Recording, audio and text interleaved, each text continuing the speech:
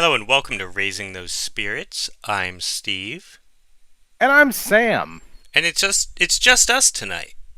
Just us, unlike our most recent episode, which was a lot of fun. It was a lot of fun. It was also double episode length, but I couldn't find a good place to break it up.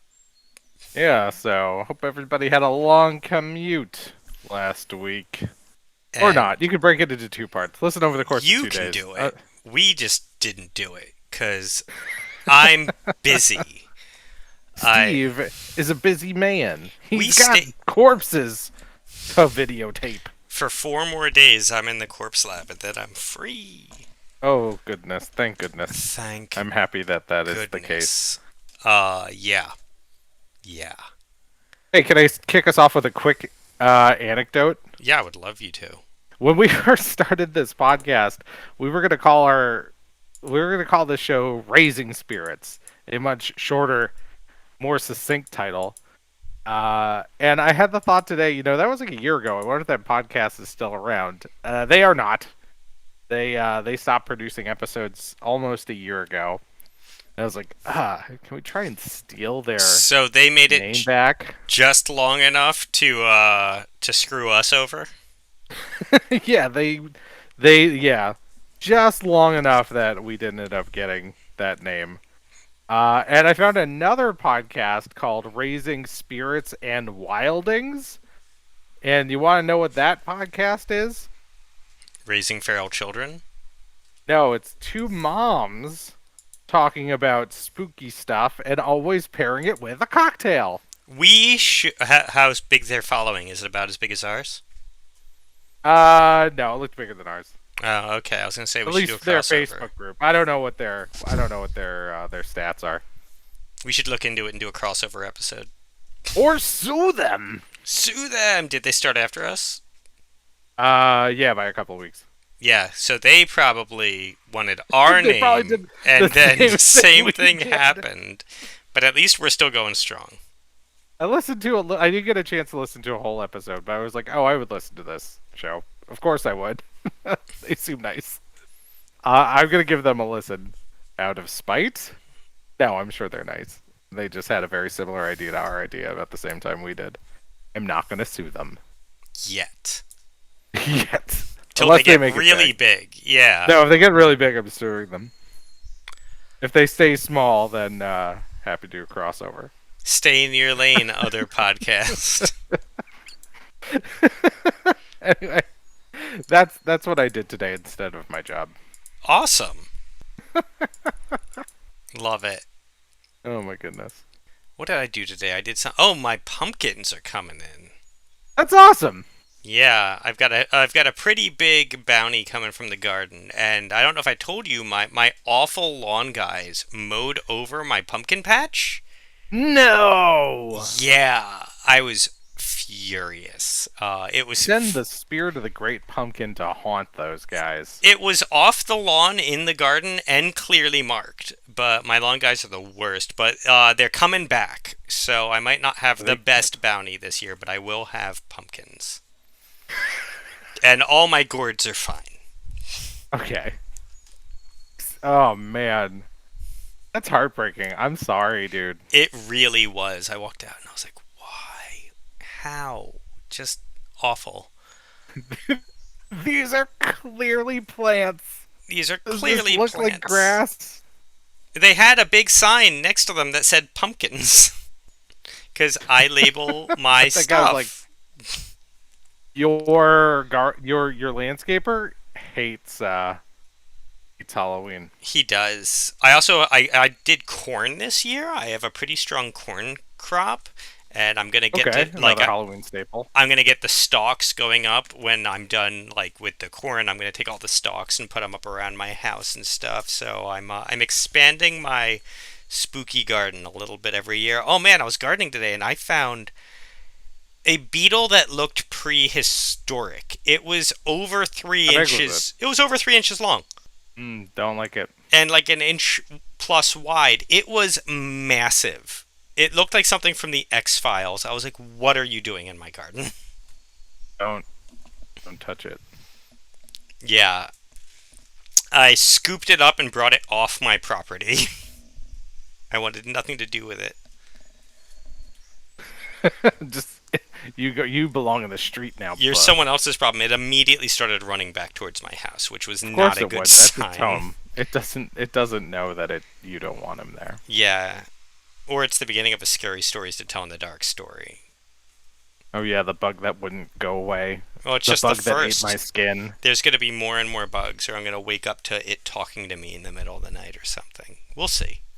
When I'm dead next week, I've given you a lead, and this needs to turn into an investigative murder podcast. Okay, sure. No, if you get murdered by an insect or a Mysterious human either, means.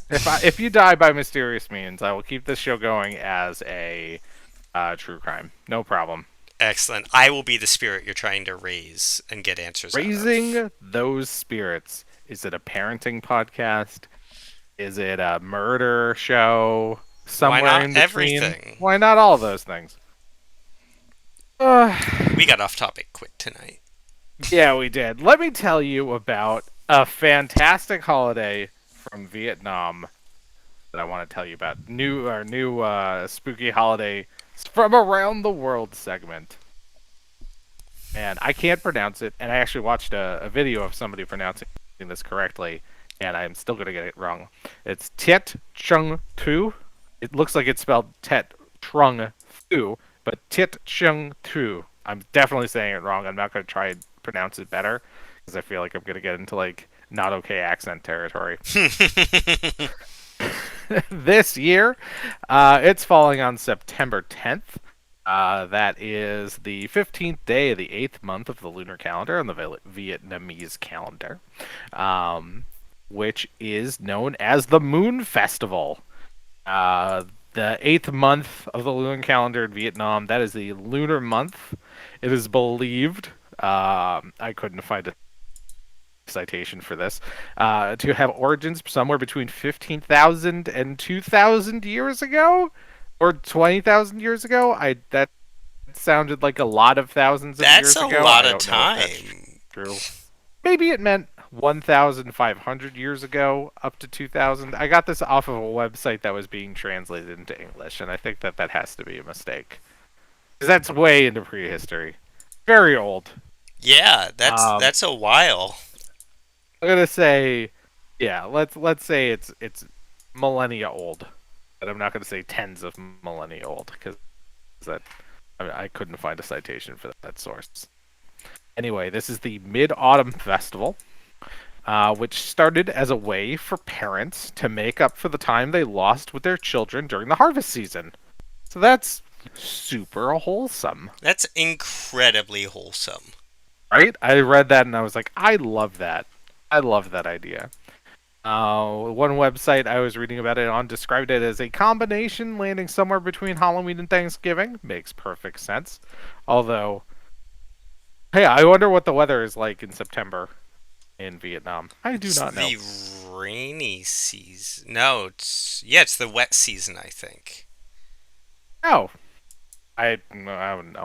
I'm basing Uh, that off the fact that I know in like Costa Rica and that part of the western area that's about that latitude and climate, that's when the rainy season hits. So I imagine, that's the rainy season in the north and the sort of the dry season in the south hemisphere and vice versa, because back in end of May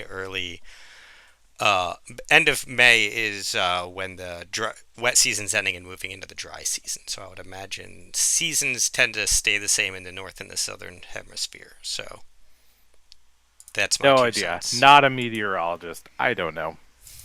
The full moon of that month represents prosperity. Typical celebrations for the moon festival include dancing, like lion dances and dragon dances with beautiful costumes. A lot of bright colors. Children will parade wearing colorful outfits. There's a lot of lanterns. It's a big lantern festival. The popular shapes are fish, stars, butterflies. They have these ones where if you light a candle, they spin really fast. And the main food, this seems to be from sources I found, like one of the big things about this holiday, the main food is the moon cake, which people make and share, which they come in sweet and savory varieties. Um, a lot of them are similar to pastries. Like they have, I was watching a YouTube channel called What the Faux, and she was going over some of the different varieties. Like you could have a pork one, you could have a tiramisu one, um, green tea. There's a lot of modern flavors, but there are also some of the old flavors. They're beautifully decorated. I found this one really intense video from 1983bakery.com, where they show off some of the moon cakes that they make, and it's a super intense video. I'll try to remember to link it in the description of this episode. Uh, and they all looks delicious. All looks delicious. So I'm gonna see if I can seek out this September some moon cakes. I'm gonna have to see if I can find a Vietnamese community near me. I mean, in So Boston, I can you give them a try. have to be able to find Vietnamese. Oh, I think so. You know, there's a lot of Chinese. I don't know that I know any Vietnamese restaurants. I'm gonna have to see if I can find a Vietnamese bakery Hmm. because these moon cakes looked really delicious. I'm gonna share with you, that I'm referring to. You take a look at that. I'm getting warnings that you're sending me to a bad link. It's fine. All I know is Discord's warning me. Am I supposed to watch this video or am I supposed to just scroll down? If you Oh, click the these look really awesome. right, These are very intricate, very cool shapes. Alright, these do look good. If you find these, let me know. yeah, I am going to make it a point to seek out this September some moon cakes to celebrate the Vietnamese Moon Festival. And yeah, I hope everybody else checks that out too. I learned about this from Vietnam.travel, from adoptvietnam.org, and the YouTube channel What the Faux, if you want to learn more about this holiday and mooncakes. Alright, cool. So Yeah. what are you drinking with that? Well, I wanted to make a zombie because our topic this week is the seminal film Zombies I from thought Disney. about that. I didn't have enough rum, or I didn't have enough different types of rum, so I had a mojito instead, which is 1.5 ounces of white rum, 1 ounce of fresh lime juice, 2 teaspoons of sugar, 6 leaves of mint, and soda water. Okay. Never go wrong with a mojito. I am drinking the Sam Adams Summer Squeeze Variety Pack because I didn't have time to try and make a zombie. And I think I always do the Sam Adams Seasonal Pack. It's a good pack. It is a really good pack. This year's very, very good. I've had all four now at this point. They have their summer ale is orange, lemon, and lime in it. It's kind of like a weird citrus shandy, but it's an ale. They have a grapefruit IPA. I don't really like IPAs, but this one is actually pretty tasty. They have the Porch Rocker, which is a radler, and it is basically a shandy. It's just a lemon shandy, and it's delicious. And then they have a tropical wheat ale with mango and guava. And Alright. they're really good this year. So if you're feeling lazy and you don't want to make a cocktail, check them out. That's my recommendation. Good recommendation. Nothing. I mean, like as a Bostonian or an adoptive Bostonian, I don't know. I've lived here for over a decade now. I feel like I can call myself a Bostonian. I feel like you get to. Yeah, Sam Adams. You can't go wrong. I've drank a lot of it. All right. All right. So, On to the awful, awful topic. You may have irreparably hurt our friendship with this one. here's what. No, let me explain. Let me explain Uh-huh. why I picked, as you all know, because you're listening to the episode. This week we watched Zombies, from Disney Channel, available on Disney Plus. The third movie of the Zombies trilogy will be out by the time this airs, so maybe you'll all watch it. I said, you know what? Steve is gonna hate this movie. He's gonna hate it so much, but I think it's gonna make for a fun episode of the podcast. So I'm gonna make him watch it. You know, it's a good way to unwind from dealing with dead bodies all day. Watch a crappy Disney film about zombies that's not actually about zombies in any way. Zombies are major characters in this film, Steve. Uh-huh. It's so okay. So let's think about it. So it's is this is introduction to zombie horror for children. It is this. First of all, this is introduction to Hairspray for children. There's a lot of hairspray going on in this movie. There was a lot of Hairspray going on this. Like, entire plot arcs from Hairspray were in this. I'm not gonna lie, that does feed into the sequel. Hair as a plot is part of part 2 and will feed into part 3. No, So, I'm not talking you can see about from the physical hair. I'm talking about the musical Hairspray.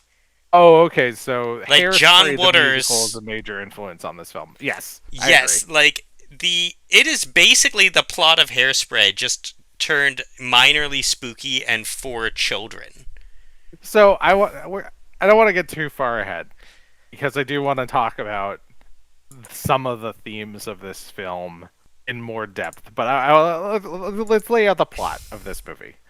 This movie takes place in the town of Seabrook, where decades earlier, an accident at the nuclear power plant, like almost happened today as we record this.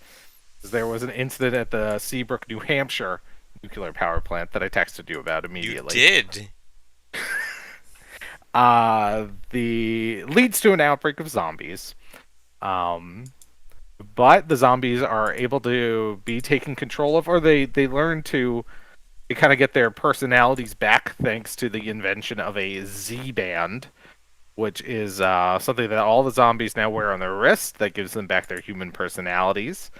And finally, the zombies, the children zombies, so the young zombies of Seabrook. Because the zombies can procreate despite being zombies. Yes, they are zombies in the loosest possible terms. That was they do eat Petra's brains. immediate problem. Yes. No, they are play very fast and loose with the zombie lore. They are dead. They're dead-ish, but yeah, they can still reproduce somehow and have zombie children who grow up to be zombie adults. This is the first day that the zombie teens are being allowed to go to the human high school, and it's about them trying to integrate into the society of the human high school. That's the main plot of the movie. And of course, it's a musical because it's Disney Channel. Why'd you hate this movie, Steve? I hated this so much. Normally, we have a pretty strict no contact rule when we are watching or reading things, because we like to save it for the pod. But I couldn't. The amount that I texted Sam that I just hated this. Like, the amount of times I don't have notes. I just kept writing, I hate this. What didn't you like about it? Tell the audience. All right, what didn't you like about it? These zombies are intelligent. With the Z-band. No. Even without the Z-bands, they're still intelligent. They just crave human flesh, basically. Yeah, they're brain-eating zombies. They make that pretty clear. So that means the zombies were intelligent when they were eating brains. It's just the Z-band just puts those impulses under control. Correct. Which means these people were quite, okay with the fact that they were eating brains. I just wanted to, Now they have a brain substitute. They make it pretty clear that now they eat a vegetarian substitute for brains made out of cauliflower. Yes, there's an opening sequence for this children's live action musical It shows they show the whole history of the town Seabrook, and they show like what was happening during the zombie outbreak, and they make it pretty clear that these zombies were eating people. They killed a lot of people. You could tell that. They sweep it a little bit under the rug, but these were ravenous zombies This before is they had the Disney fans. official lore of this world. Yeah. Now they're better. Now their impulses are under control. So here's here's what I was alluding to before when you were saying that this is similar to the film Hairspray. My major problem with this movie, and I will tell you, my kid absolutely loves this movie. I have seen it a number of times. I listen to this soundtrack at least once a day. My kid goes to sleep listening to the soundtrack to this movie. So Oh my god, this I'm episode so really, sorry. truly, this is truly a warning to other parents about this film. Because if your kid likes it, it will consume them. That is where I'm at right now. Um, they took a quintessentially Black American story and made it as white as As possible. white as possible, to the point where I have So notes white. about how just like the black. So all the zombies have green hair. Mm. And there's one lead black zombie, and she has green hair. But every other zombie who is black, they didn't even bother. No, they really didn't. There's just a whole bunch of zombies, and then also black girls who hang out with them, apparently. And, They have like, like kind of highlights, but their hair is not as green as our lead black female zombie. No. yeah, no, it is. There's a lot of racial issues with this movie. Right, because it's inherently a story about it's about segregation, it's about integration. This is um you know such an important part of American history of the civil rights movement, and our black female zombie, she's very much an activist. Like, she's always the one who's fighting for zombie rights, and making sure that they're going to be better taken care of. But our other leads are all played by white people. All the other zombie leads are white people, and they're the ones who are really benefiting from all these changes. And like these, you need to have more black characters in this, And the one black character they do have, as you said, is like the radicalized one, which right? is also problematic. It's so problematic. It's very Um, problematic. yeah, so I definitely have a lot of notes about that. So my third note is I hate this. My fourth note is I can barely follow the plot during the opening song. Petra had to keep telling me what was happening. It wasn't confusing, I just kept completely tuning out. It's gonna be their year. My That's fifth the note opening song. is oh no, my son's into it. Oh no.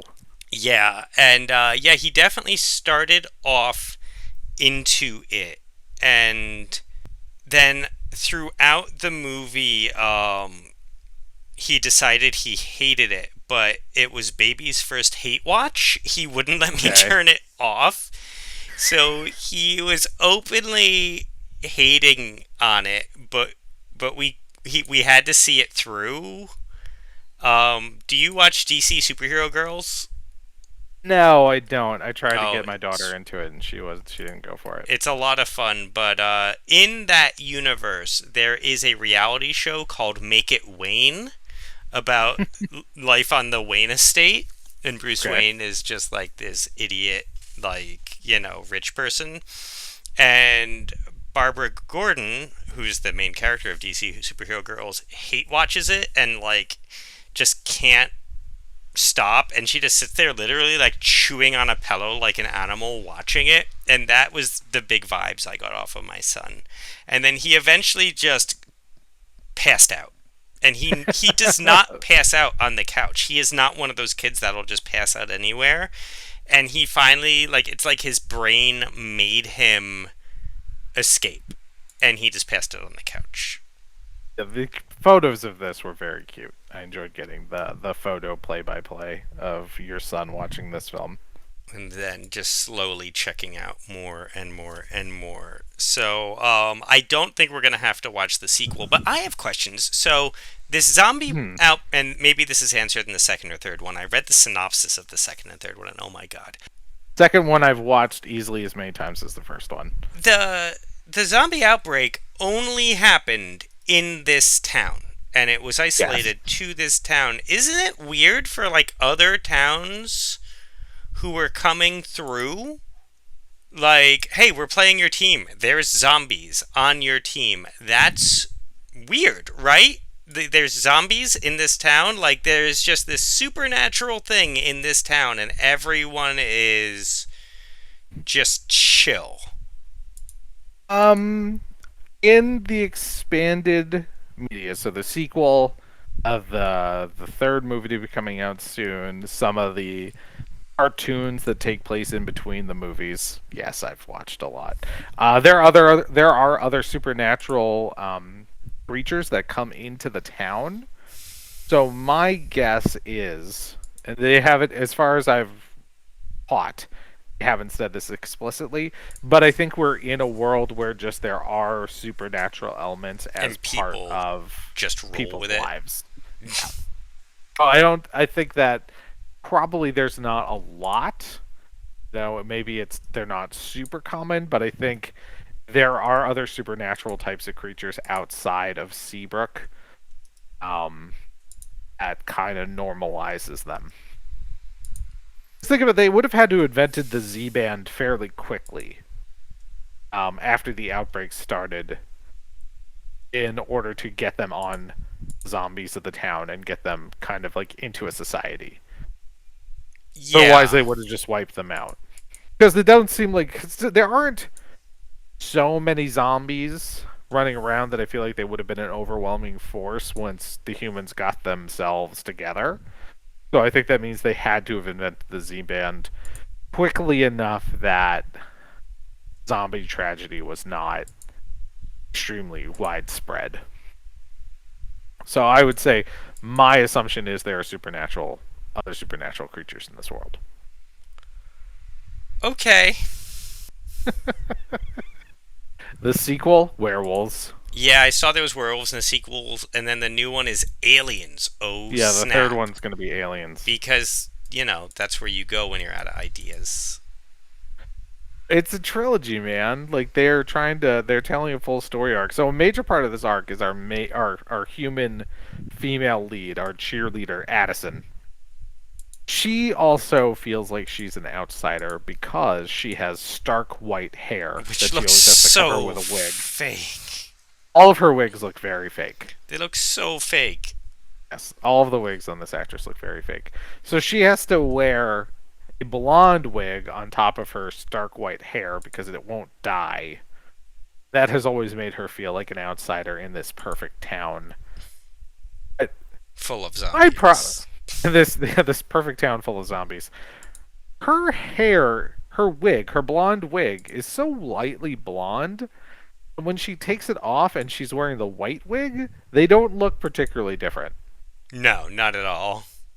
It's not like everybody in this town has blonde hair either. There are plenty of brunette characters. Oh, So that was something. So one of the things that excited me about this is Mhm. the blonde cheerleader, not the lead girl. Okay. There's Rival, the evil cheerleader. the So the evil cheerleaders in this, cheerleader the early evil cheerleader. was from Hemlock Grove. Oh, okay. She was So it's one of Netflix's old werewolf show. Werewolf Vampire Show, yeah. So she was one of Petra and I's favorite characters from season 1 of Hemlock Grove, and that was fun for me. Oh, that's fun. There are Uh, people who are there are good actors and actresses in my this atrocious little product. my favorite part of this was the grown-ups. Hmm. The grown-ups in this movie were fantastic. Just absolutely fantastic, especially the football coach. Football coach, I think, is my favorite character. He's a trying his best football coach. They have the losingest team, of course, until our lead character, uh, Zed? That's his name, right? Yes. Yeah, Zed the zombie. They all have Z names. Every Joins zombie. the team, and then they're winners. I really felt for the coach. He was really trying his hardest.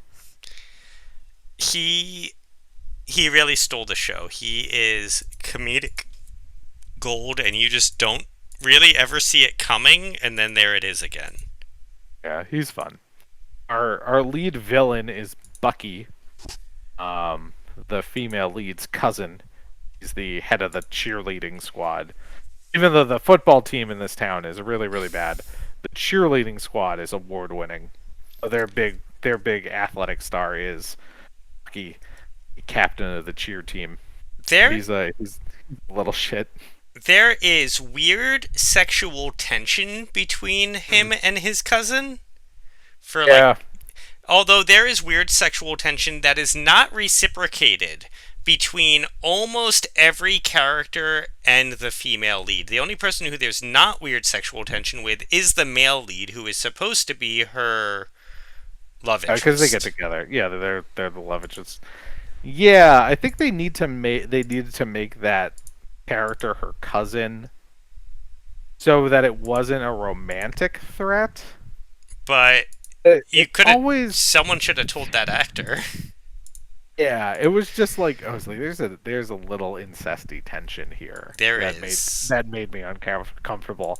Like the first time I watched it, I wasn't paying particular attention to it. My daughter turned it on because she grabbed the remote and was able to turn this on herself.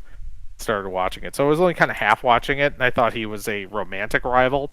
And then upon watching it with a closer attention to what was actually happening, I realized it was her cousin. I was like, that's Worse. weird. You should have had these characters on screen together less so that it wouldn't feel like they were into each other. Because she has so much admiration for him. Yes. I'm like, this is uncomfortable. There was one moment where her and the black female zombie bonded. And they also had weird tension. And I was like, is this movie about to take like a sudden left? Because I would have been into that. Just, but Disney's never going to do that. But it would. The third one coming out. Third of the Zombies trilogy is coming out, and it's the first of these movies to have a non-binary lead, which is exciting. And because it's aliens, the mothership, the aliens, will be played by Rue Paul. Okay. They're going pretty LBGTQ in the third film of the Zombies trilogy. Well, that's nice. Yeah, they're getting gayer. For them. Better Disney. Go even gayer. They did a lot of like pride marketing for Zombies 3 that I ended up watching. I mean, that's good. I'm like, it's good that you're doing it, but try and do it a little more organically and a little less corporate-y, please. So, one of my comments early on is the fake food in the cafeteria. Did you ever look at the food that they're eating in the cafeteria the first time they go into the cafeteria? The fake food. Well, the zombies are usually eating that like brain not substitute. Not the zombie food. What the humans are eating. Oh, the props? No, I didn't. I've not paid attention to what they're eating. It looks like food from a children's playset. It's like radish pizza and stuff. Oh. It literally looks like fake plastic food you see in like a preschool. Just, you know. This came out in 2018. Maybe TVs weren't as high definition back then. Maybe, but I saw it and I was like, what is happening? What am I watching? Everything in this movie is just a half step above being animated. It really feels like this could have been a cartoon pilot for a whatever like Disney cartoon show, but then they decided to make it into a live action film. This actually was a failed pilot that they turned into a movie. I looked up. Yeah, I saw that in the trivia. So, What did you yeah. think of the music?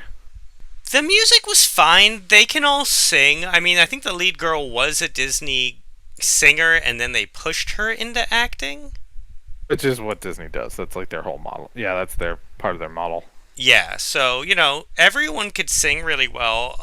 It was very appropriative a lot of the time, though, again.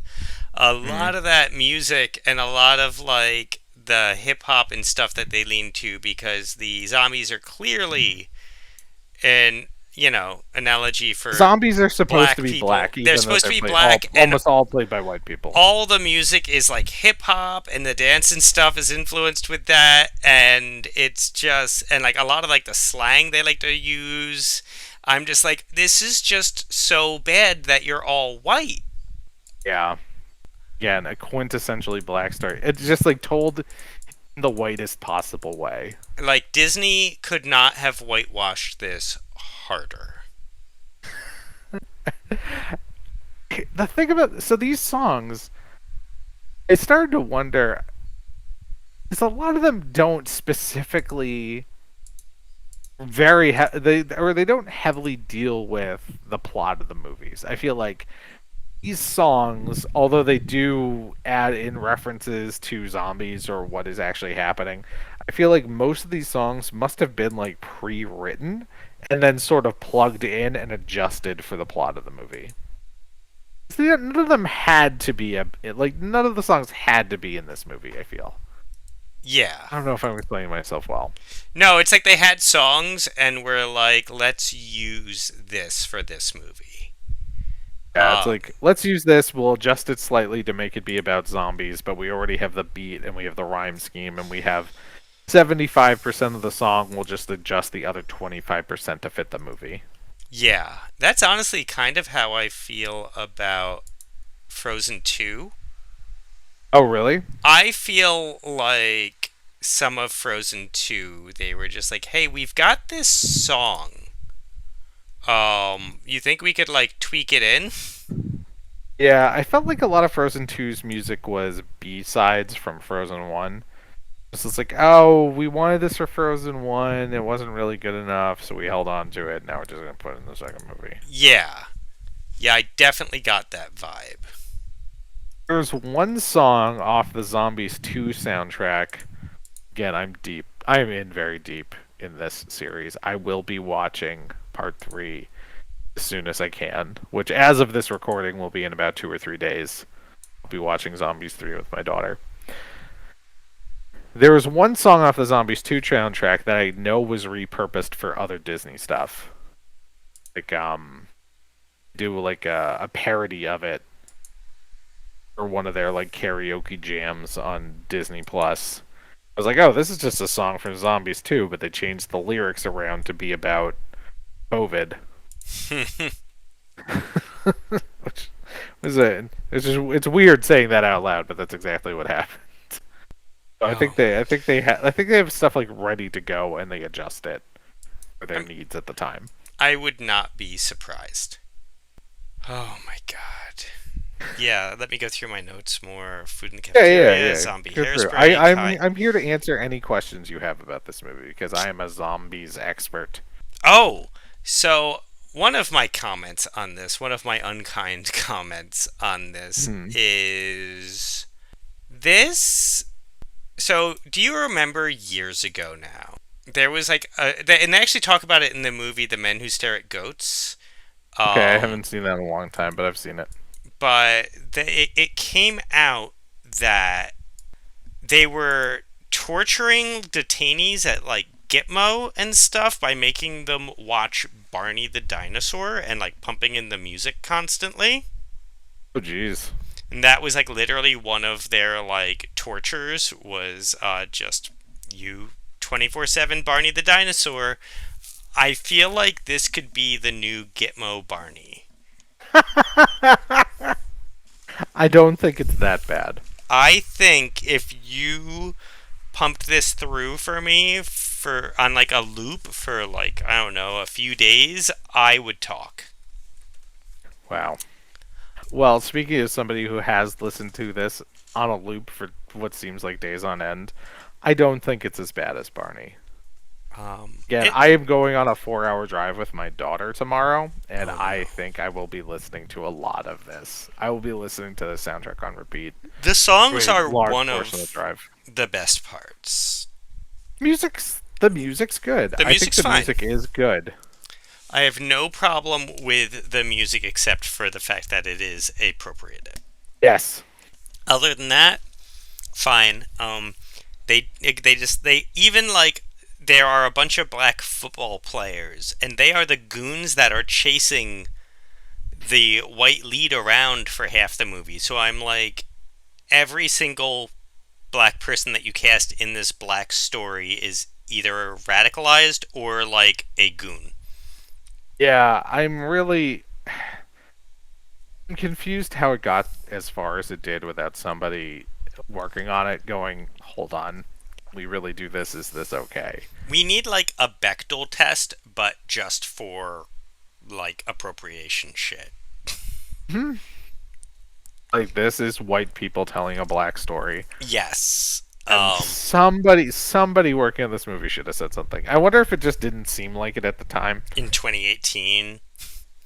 Or I wonder if the idea was, oh, look, we're telling this story in a way that can relate to our audience. Again, probably mostly white people. I think it was we're telling Um, this in a way that most white parents won't notice we're explaining racism to their children. and like when I watched it, I explained to my daughter, I was like, oh, this is something that used to happen in America. Trying to explain it as much as you can to a 5-year-old. I was like, there was a time when kids who looked different from you wouldn't have been able to go to school with you, and she didn't really understand it. So my best guess is they were trying to make the themes of of the Jim Crow laws something that kids today could understand. But at the same time, it's just like our lead that we should have had a black zombie lead. Yes. Like, that would have made it make more sense. Like, it's frustrating that it's a white kid. I'm not trying to knock on the performance of the actor. I He think was he was fine. good. Yeah. Um, Milo Manheim, son of Cameron Manheim, actress whose last name is Manheim. I forget her first name. That, I hope she doesn't hear this and get offended that I forgot her name. I thought his performance was good, but I think the execution of the film's themes overall was a missed opportunity to cast a lead of color. I did think this movie was going to end like twice and then it just kept going. Which time is that? The football game? The football game seemed like a good ending, and that was like two-thirds of the way through the movie, and I was like, oh, I thought we were done.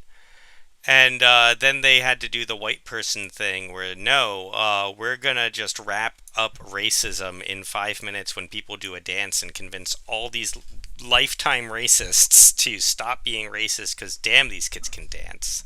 Yeah, they can dance really well, and it stops racism.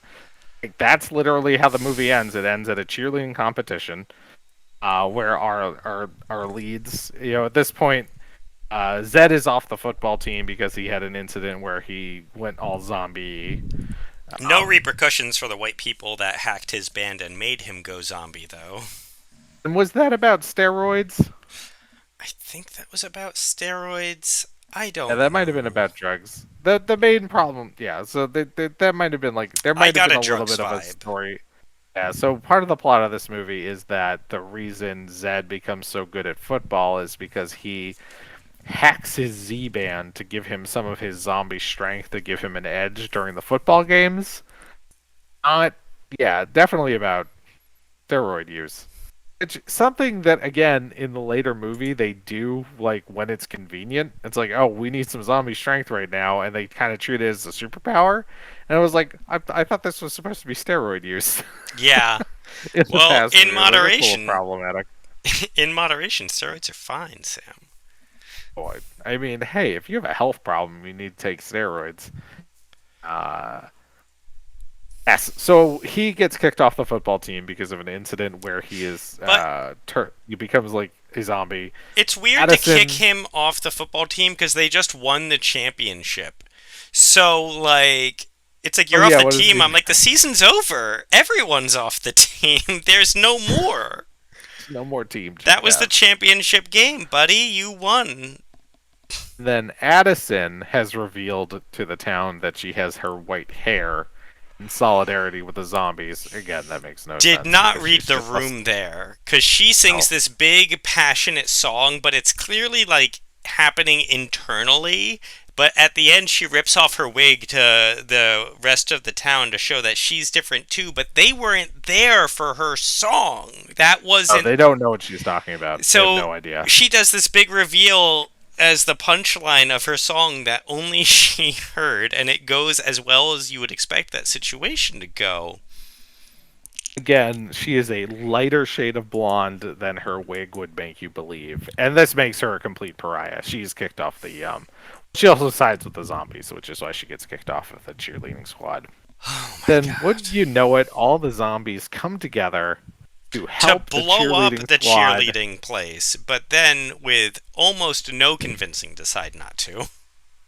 Oh yeah, that's right. So I didn't actually rewatch this movie like yesterday because I've seen it so many times. So Yeah, yeah, no, you're right. the radical zombie decides no. All right, they immediately turned on us. It's time to become a radical zombie and blow up the cheerleading place. And they show up She's and they're convinced like, not to. "Don't do this." And she's like, "I'm gonna do it." And they were like, "But don't. How about we go sing instead?" And she's like, "Yeah, singing sounds good." Like, no, what? It's like, well, Also, this is your chance to actually do something. she had clearly already done whatever she was gonna do and doesn't undo it when they leave. So I feel like 5 minutes after everyone leaves the competition, the place blows up. Oh yeah, she set some charges. She definitely set charges that she does not take care of. And then yeah, the day is saved because the cheerleading team and the zombies all come together. They do a big song and dance at the cheerleading competition, and everybody thinks it's so amazing that it ends zombie racism. Also, so it starts off with Zed's little sister, who is like 7, Yeah, I uh, think she's about 7. starting the cheer, and she's gonna get everyone to cheer, and she's gonna bring them together. And it starts off with the entire human audience booing a little girl. She's a zombie and they're racist. But it is still, you have an entire audience of grown adults booing a little girl, but then this little girl dances so well that not only does she solve racism, these are the same people that were okay with booing a little girl 2 minutes ago. Just straight up monsters. These people, the people in this town are awful. Forever fixed. Oh my god. This movie. I hope my son doesn't get into it. Well, just don't play it for him again. And if he asks for it, just tell him it was all a dream. It was a fever dream. He actually was All sick a for the dream. first time that day. There you go. He had his first stomach bug, which is why we were on the couch. So I'll just convince him it was a fever dream. It's all a dream. So I would say, I want everybody else to get stuck and have to watch this movie. So I'm recommending this movie to everybody. Everybody with kids who wants a good introduction to some zombie horror. Yeah, do it. Watch this movie and then come talk to us about it, and This then we can all complain about it together. this was not spooky at all. That's one of the things that I was shocked by. This they managed to make a zombie movie with absolutely no edge to it. There's At one all. scene where the zombies are attacking. Well, there's a couple of scenes where the zombies attack. Most of them are animated, but there's one scene where the live action zombies get turned into actual zombies again, and it gets a little scary. Other than that, there's absolutely zero edge to this movie. Again, even though racism and I would say steroid use are parts of the plot, there's no edge to this movie whatsoever. It's so soft. It's pastel. It is a pastel goth introduction. Yeah, there's a lot of pinks and A greens. lot of pastels in this movie. Is this the past? This is this the pastel Halloween movie? That's what I'm thinking. This might be the pastel Halloween children's movie. Is this pastel Halloween's Hocus Pocus? Yes. Yes, it is. I would say that. Except we love Hocus Pocus. You love Hocus Pocus, right? Yeah, I actually haven't seen it since I was a kid, but I did enjoy it as a kid. And they did just film part two near me. We gotta do Hocus Pocus come Christmas. Not We'll Christmas, do Halloween. We'll do Hocus Pocus prior to the prior to Hocus Pocus 2 coming out. That'll be whatever week that is episode. We'll do Hocus Pocus. It'll be in September, Nice. I think. So it's a couple of months off. Yep, zombies with no edge. They solved racism. Hey, Actually, do the the werewolves have second an movie, edge? some of werewolf. No, there's no edge to these movies. There's never any edge. The werewolves have some attitude.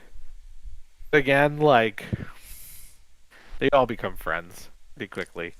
One thing I would say that I really appreciated with the second movie is that all the progress that the zombies make, as soon as the werewolves show up and are a threat, the humans turn on the zombies again. They're like, nope, all monsters are bad. I'm like, this is exactly like how it happens in real life. This is exactly what happens. People gain rights, and then something happens, and those rights are taken away again. It's like, this is actually very accurate. Again, incredibly white Oh, yeah. and a quintessentially black experience, but a shockingly apt metaphor for the way that their rights are taken away in the second film. God. But I won't make you watch it. I mean, we'll see. Maybe we'll get to the point where I have to. Maybe we'll get to the point where I have to watch it anyway. Sure, if your son gets super into these movies and you have to watch it, We're we'll gonna just do devote it. another episode to bitching about Zombies 2 and eventually Zombies 3. Oh, man. I think that's all I want to put into this tonight. All right, let's wrap it up. So I'm going to tell our lovely listeners where they can find us. Where they can find us is social media, Facebook, Twitter, Instagram. We're at RTSpiritspod. Has your kid watched Zombies? Did you love it? Did you hate it? Let us know. If you have something that you think we should cover in a future episode, let us know that too. Love to hear from you. Thank you for joining us as always. I'm Steve, I'm Sam. and we will see you next time. See you next time.